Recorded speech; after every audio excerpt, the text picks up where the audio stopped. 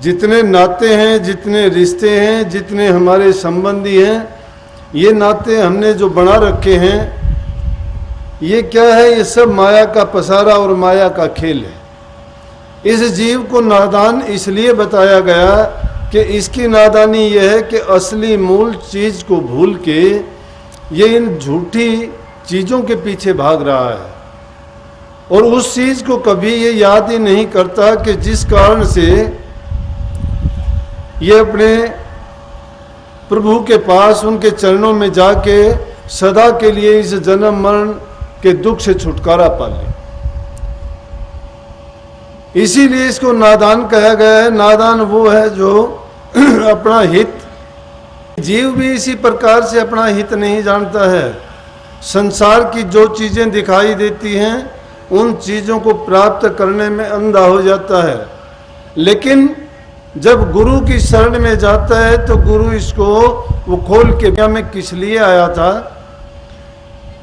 तू एक भटकी हुई रूह है और इस संसार में अनेक बार तूने जन्म लिए हैं, अनेक बार दुख झेले हैं, लेकिन भूल जाता है उन दुखों को और फिर जिस योनि में आता है फिर उन्हीं कामों में लग जाता है। ये हमारी नादानी और भूल है।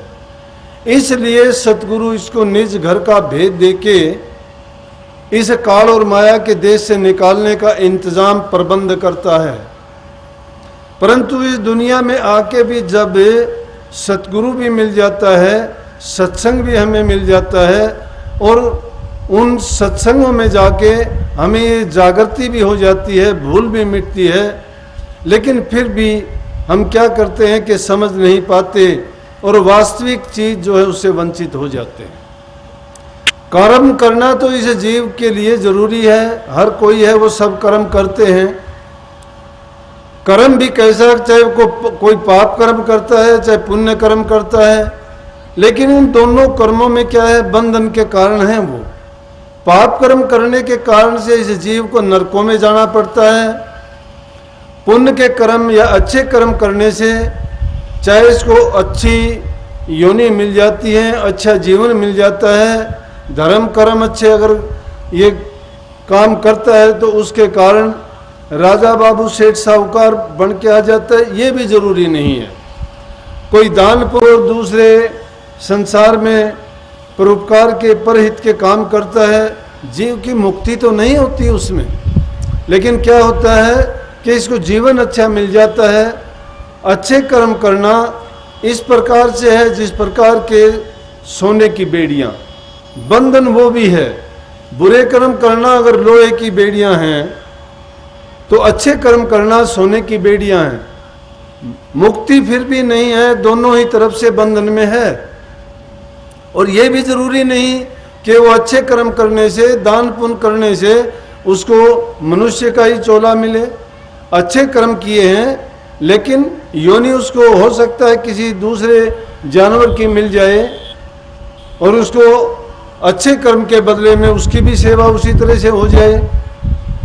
देखे होंगे कि कुत्ते बड़े, अपना जीवन कुत्ते का मिलता है, फिर भी बड़े बड़े घरों में उनकी नौकर सेवा करते हैं, अच्छी जगह रहते हैं, उनको बढ़िया खाना मिलता है। घोड़े हैं, उनकी देखो कितनी सेवा होती है, लेकिन उन अच्छे कर्म करने से फायदा ही क्या है जब उसका जीव का कर्म बाकी उसके पास रह जाता है। जब भी वो कर्म पूरा हो जाता है फिर उसी योनि में चला जाता है। स्वर्ग मिल जाना बड़ी बात नहीं है। स्वर्ग है क्या? शरीर के सुखों को ही स्वर्ग कहते हैं। इंसान अच्छे कर्म करेगा, पुण्य के काम करेगा, दूसरे की सहायता मदद करेगा, दुखी जीवों पर दया करेगा, उसको अच्छा जीवन मिल जाएगा। हो सकता है जन्म के बाद उसको स्वर्ग भी मिल जाएगा क्योंकि सुख उसको चाहिए, लेकिन उन सुखों को भोग लेने के बाद फिर उसको संसार में ही वापस आना पड़ेगा। तो उन स्वर्गों के लिए नहीं, सत्संग जीव को यही भेद बताता है कि ना हमें स्वर्ग की जरूरत है, ना हमें उन सुखों की जरूरत है। जीव को तो इस जन्म मरण के बंधन से छुटकारा पाने की जरूरत है। और जब पूरा सतगुरु मिल जाता है तो वो जीव के सारे कर्म भी काट देता है। लेकिन सतगुरु होना चाहिए। जब जीव को पूरा सतगुरु मिल जाता है, फिर जीव को कमाई करने की जरूरत नहीं रहती है। कौन सी कमाई? नाम की कमाई करने की। जैसे बाबा फरीद को 36 बार जंगलों में जाना, 36 वर्षों तक जंगलों में जाना पड़ा, और हर बार उसने इतना त्याग का, बड़े कष्ट दिए, शरीर को बड़ी साधना की, लेकिन जब तक गुरु नहीं मिला उसका कल्याण का रास्ता नहीं हुआ। और जब गुरु मिल गया तो गुरु ने उसको जब नाम का भेद बताया, करनी करने की तरीका बताया, तो उसके बाद में भी उसने इतनी मेहनत की कि कुएं के अंदर कहते हैं कि वो उल्टा लटका, और उस ढंग से ही उसने इतनी परिश्रम और इतना मेहनत किया कि वो अपने मालिक को प्राप्त कर ले और इन दुखों के घर से छुटकारा पा ले। हम भी अगर सही संत मत को जानते हैं और करनी करना चाहते हैं तो उनके लिए भी यही एक रास्ता है कि उल्टा कुएं में लटकना पड़ता है। उल्टा कुआं कौन सा है? हमारे शरीर में 10 दरवाजे लगे हुए हैं, 9 दरवाजों से हम वाकिफ हैं। उस 10वां दरवाजा जो है उसी को उल्टा कुआं बखान किया है संतों ने। उस उल्टे कुएं में कैसे लटकते हैं कि, और धागे के साथ, कच्चा धागा, कच्चा धागा कौन सा है? शब्द की डोर है। वो शब्द की डोर को पकड़ के जब ऊपर की तरफ जाते हैं, इस कुएं का मुंह नीचे की ओर है। सभी ने जिन्होंने करनी की, वाल्मीकि जी के बारे में यही कहते हैं कि उल्टा नाम जपया जग जाना, वाल्मीकि भय ब्रह्म समाना, कि वाल्मीकि जी ने उल्टा नाम जपया था। राम का नाम राम की बजाय मरा मरा जपना, उसका अर्थ लगा लिया हमने। या बाबा फरीद के बारे में कहा गया कि कच्चे धागे से वो कुएं के अंदर लटक गया, तो हम भी कच्चा धागा क्या है? वो जो धागा दिखाई नहीं देता है। उल्टा कुआं ये है कि इसकी पेंदी ऊपर की तरफ है, मुंह इसका नीचे की तरफ है। शरीर में अगर देखा जाए तो 9 द्वार तो बाहर प्रगट में है, लेकिन जो 10वां द्वार है वो ऊपर की तरफ है। लेकिन इन चीजों की तरफ उस गहराई तक जाने से पहले हमें अपने जीवन को अच्छा और सच्चा बनाना पड़ेगा। जब तक हमारे जीवन में सच्चाई नहीं है, हम पाखंड पूजा करते हैं, झूठ का सहारा लेते हैं, कष्ट सहन नहीं कर सकते, सेवा हम करना जानते नहीं हैं, दिलों में हमारे प्यार नहीं है, निंदा द्वेष ईर्ष्या में बरतते हैं, और फिर नाम भक्ति का लेते हैं, पास गुरु के जाते हैं, और सत्संगों में नित्य प्रति भी अगर हम जाएं और ये सुधार ना हो तो हमारा जाना और करना सब कुछ बेकार हो जाता है। क्योंकि जब तक ये खूबियां हमारे अंदर नहीं होंगी, भक्ति के रास्ते पर नहीं चल सकते। तुलसीदास जी ने तो रामायण में क्या लिखा है कि राम की भक्ति चिंतामणि की तरह से है। राम भक्ति चिंतामणि सुंदर, बसे गरुड़ जाके उर अंतर। वो किस कहते हैं कि वो उस मणि के समान है कि जिसको अगर हम घर के दरवाजे पर रख देंगे तो अंदर भी रोशनी कर देगी और बाहर भी रोशनी करेगी। जब उस नाम की हम कमाई करते हैं सच्चे मन के साथ, तो हमारी ये दुनिया, ये जगत भी बन जाएगा और हमारी अगत भी बन जाएगी। और उस नाम का जपने वाला जिसके पास वो परम प्रकाश मिल जाता है, जिसमें ना घी की जरूरत, ना बाती की जरूरत, ना उसको रोशन करने की जरूरत है, वो स्वयं रोशन है, सबको प्रकाशित करती है, हमारे अज्ञान को मिटा देती है और भ्रमों से हमें निकाल देती है। लेकिन कब निकालती है भ्रमों से? जब हम अपने आप को उसके लिए तैयार करते हैं। हम खुद बुराइयों में फंसे होते हैं, बुरी आदत नहीं छोड़ते हैं, माँ सेवा हम करना जानते नहीं तो प्यार कहाँ से आएगा? प्यार को हम नहीं जाने तो भक्ति कैसे करेंगे? जबान में रस नहीं, शरीर से सेवा नहीं करते, मन से प्रभु के नाम का जाप नहीं करते, 500 इंद्रियों के रस में डूबे रहते हैं, काम क्रोध लोभ मोह अहंकार के दुश्मनों के साथ हम रोजाना जैसा मन हमारा चाहता है वैसा ही हम बर्ताव करते रहते हैं। मन ने जो भी करना कराना होता है इन 10 इंद्रियों के द्वारा, वो हमें घुमाए फिरता है संसार में, और हम क्या करते हैं कि उनके मन के करने के कारण इस रूह को उस कर्म का फल भोगने के लिए संसार में बार बार आना पड़ता है। लेकिन जब गुरु से भेंट हो जाती है और गुरु हमारे बेहतरी के लिए, हमारे जीवन को बढ़ाने के लिए और इस जन्म मरण से छुटकारा दिलाने के लिए जो हमें नाम का भेद समझाता है, नाम को जपने का तरीका बताता है, नाम की कमाई करने के लिए वो कहते हैं कि अभ्यास करो, नाम का सुमरण करो, उसका चिंतन करो। जब हम सुनते हैं, एक कान से सुन लेते हैं, ना तो उसका सुमरण करते हैं, ना ही उस पर ध्यान देते हैं। हमारा सुमरण तो कुछ का कुछ चलता है संसारी पदार्थों का। जब तक 3 गुणों की भक्ति में पूरा संसार फंसा हुआ है, उस 3 गुणों में रह के भी अगर हम नाम का सुमरण करेंगे तो जो जिस गुण की हमारे अंदर प्रधानता होगी वैसा ही हम कर्म करते चले जाएंगे। चाहे जो भी हमारे मन में पहले से विचार है, जो भी ख्याल है, और नाम का सुमरण करेंगे तो उस नाम की सुमरण की ताकत उसी को मिलेगी। इसीलिए पहले अपने मन को उन बुराइयों से खाली कर देना चाहिए। जब खाली होगा तभी उस नाम के सुमरण की, नाम की कमाई की दौलत उसमें इकट्ठी हो सकेगी। लेकिन हम क्या करते हैं कि उन बुराइयों को तो निकालते नहीं, और नाम का थोड़ा बहुत जो भी सुमरण करते हैं तो वो जितनी भी ताकत होती है बुराइयों को मिलती है, अच्छाई की बजाय वो ताकत उन बुराइयों को मिलती रहती है। हम बाहरी रूप में तो ये दिखाई देते हैं कि हम नाम का सुमरण करते हैं, अभ्यास करते हैं, हम भजन करते हैं, लेकिन यूं देखते हैं तो हमें कोई फर्क नहीं पड़ता। या हम सुनी सुनाई बातों पर कहते हैं कि मुझे प्रकाश दिखाई नहीं देता, मुझे शब्द सुनाई नहीं देता, मुझे जो मंजिल बताई थी उनका कोई ख्याल नहीं है कि किस मंजिल पे जाके मुझे क्या मिलेगा। लेकिन इन चीज़ों को अगर लेना चाहते हैं तो पहले सेवा करनी सीखो।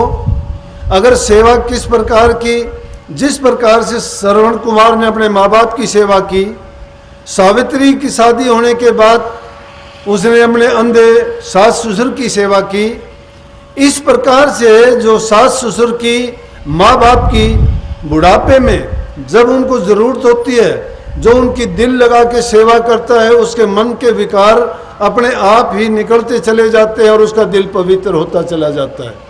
जब पवित्र दिल होगा तो उसमें अब नाम की कमाई करोगे तो उसकी दौलत का संचय धीरे धीरे करके होता चला जाएगा।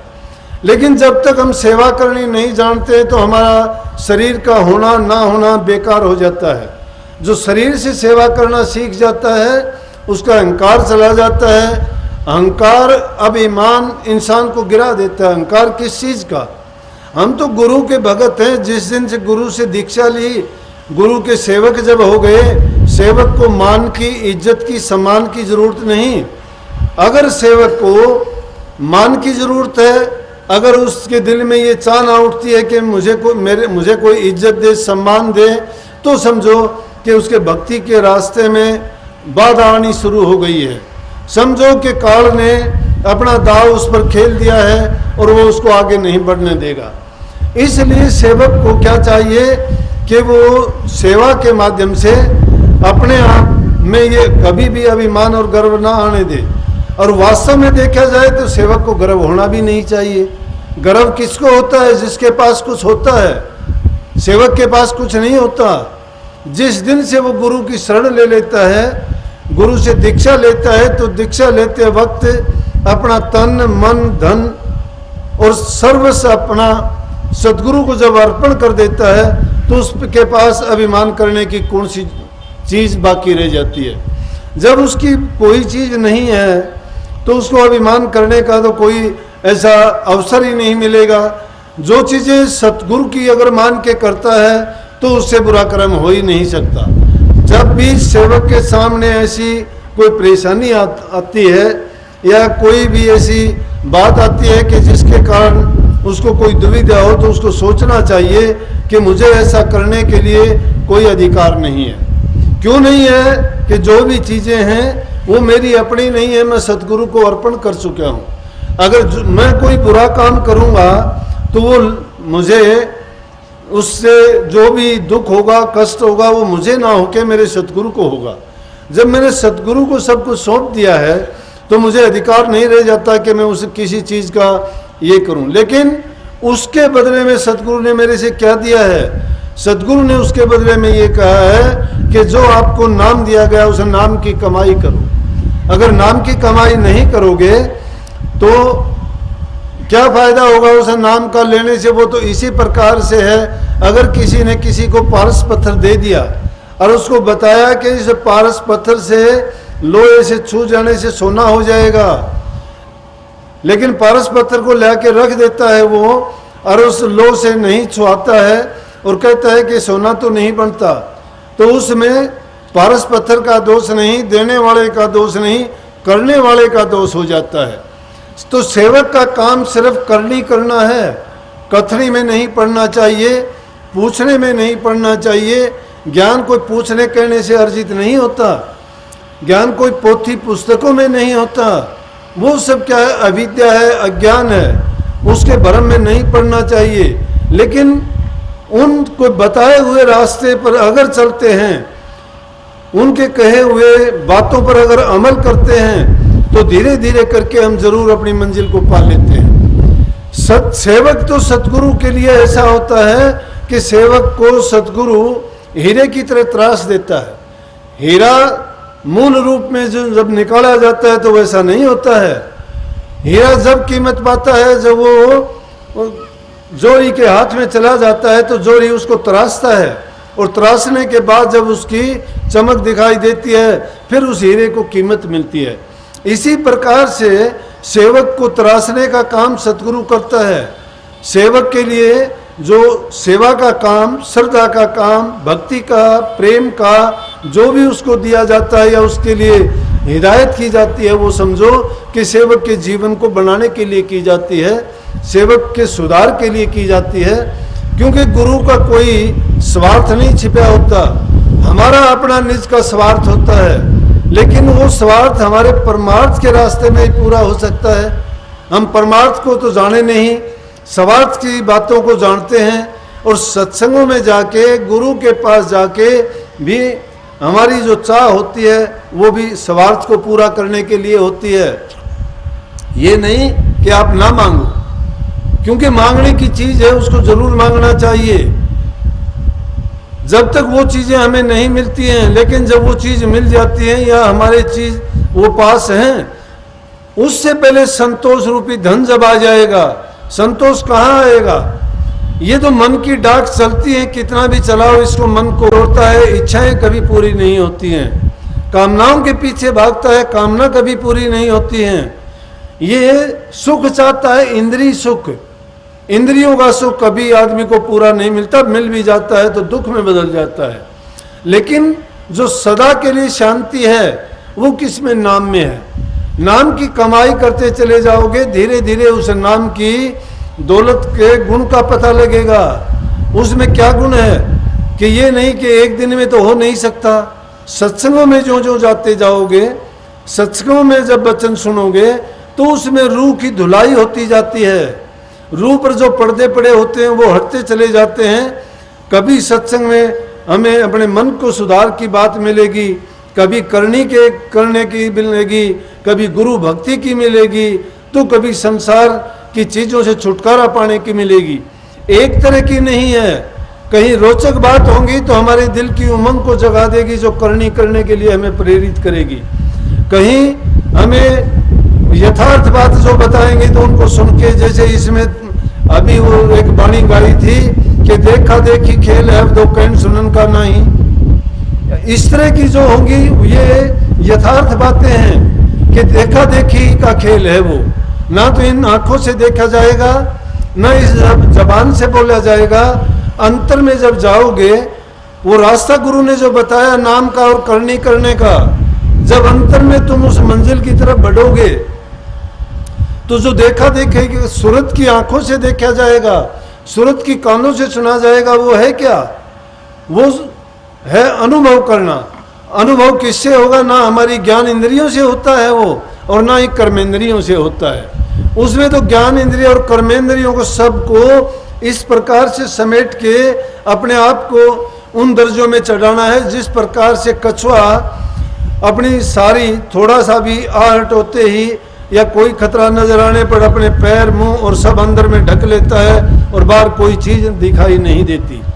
इसी प्रकार से एक सेवक को चाहिए कि अपनी सारी वृत्तियों को, सारी ज्ञान इंद्रियों और कर्मेंद्रियों में जो मन का बहाव है उसको रोक के अंदर में उस कछुए की तरह से सबको अंदर में बंद करके सुरत के कान से, सुरत की आंख से और सुरत के हर अंग से उन चीज़ों को महसूस करता है वो। इसीलिए उसको कही है कि कबीर साहब ने भी एक शब्द में कहा है कि अब दो क्या बतलाऊं कैसा एक अगम अगोचर ऐसा, कि अब दो के साधक लोगों मैं आपको क्या बताऊं। वैसे तो अब दो गोरखनाथ के लिए उन्होंने कहा था, क्योंकि गोरखनाथ का और कबीर साहब का संवाद बहुत काफ़ी लंबा चौड़ा। अब सब के लिए, साधक लोगों के लिए भी वही उन्होंने बता दिया कि तुम इस चीज़ की तरफ गौर करके देखो कि क्या बताऊं कैसा है वो। कौन परमात्म रूप के बारे में कहते हैं, वो परमात्म रूप कैसा है जिसको उसके जहूर को, उसके गुण को तो देखना चाहते हो तो वो हर जगह जाहिर में प्रकट है, हर जगह गुप्त में प्रकट है और प्रकट में गुप्त है। हर जगह उसका जहूर है, देखते हैं उसको फिर भी नहीं दिखाई देता, और दिखाई देता है फिर भी उसको हम नहीं मान सकते। क्यों दिखाई देता है कि उसके सारे किए हुए काम, उसकी सारी लीला हम देखते भी हैं, बारी आंखों से भी देखते हैं, उसको समझने का अपनी बुद्धि से प्रयास भी करते हैं लेकिन नहीं समझ पाते। लेकिन उसके गुणों को देखते हैं, उसके किए हुए कर्मों को देखते हैं, हमारी सोचते सोचते बुद्धि थक जाती है, हमारी बुद्धि बल्कि काम नहीं करती। कितना विवेक हम करते हैं, इंसान ने कितनी खोज कर ली, कितनी चीज़ें ढूंढी और उस चीज़ के लिए भी प्रयासरत ढूंढे, लेकिन संतों ने उसको कहा कि जिसको तुम बाहर ढूंढते हो, जिसको हम इस ब्रह्मांड में खोजते हैं, वो सूक्ष्म रूप में अगर ढूंढना चाहते हैं तो आपके अंतर में है।